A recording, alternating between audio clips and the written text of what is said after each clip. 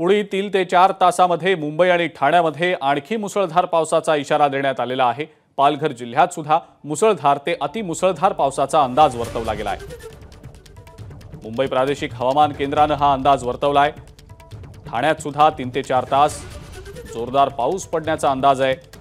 त्यामुळे मुंबई महानगर परिसर, ठाणे, पालघर या दोन्ही जिल्ह्यांमध्ये सुद्धा पावसाचा जोर 3 ते 4 तास वाढण्याची शक्यता आहे। ऑलमोस्ट मुंबई में 270 मिलीमीटर बारिश हमें 5-6 घंटे में मिली है और जो मुंबई का जो नॉर्मल होता है वो ऑलमोस्ट कवर हो गया। जो आज तक की बारिश होने वाली थी, मुंबई का जो नॉर्मल है 600 मिलीमीटर, वो कवर होने जा रहा है। सर, आज के लिए कौन सा अलर्ट होगा और कल?